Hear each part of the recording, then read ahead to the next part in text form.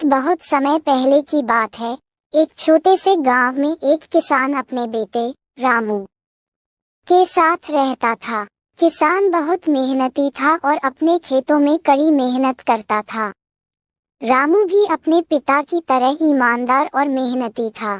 एक दिन किसान ने रामू से कहा, बेटा, अब तुम बड़े हो गए हो। मुझे उम्मीद है कि तुम भी खेती में मेरी मदद करोगे।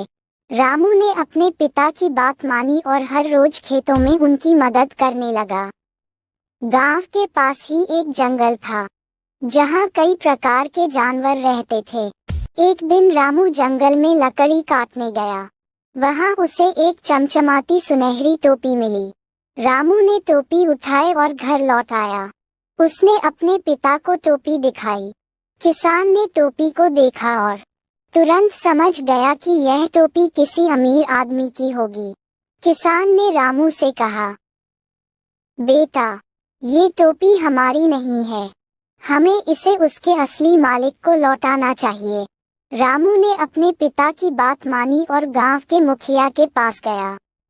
मुखिया ने गांव के सभी लोगों को बुलाया और पूछा कि क्या ये टोपी किसी की है।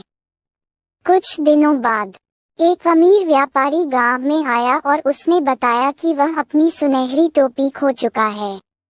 जब उसने अपनी टोपी देखी तो वह बहुत खुश हुआ और किसान और रामू की ईमानदारी की सराहना की। व्यापारी ने किसान को इनाम के रूप में बहुत सारा धन दिया। इस घटना के बाद गांव के सभी लोग किसान और रामू की ईमानदारी की मिसाल देते हुए कहने लगे, सच्चाई की जीत होती है। इस कहानी से हमें ये सीखने को मिलता है कि सच्चाई और ईमानदारी हमेशा सफल होती है। संदेश, सच्चाई और ईमानदारी हमेशा जीतती है।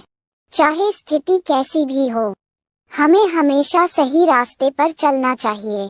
अगर आपको ये कहानी पसंद आई हो और आप ऐसी और प्रेरणादायक कहानियाँ सुनना चाहते हैं, तो हमारे चैनल को सब्सक्राइब करना न भूलें।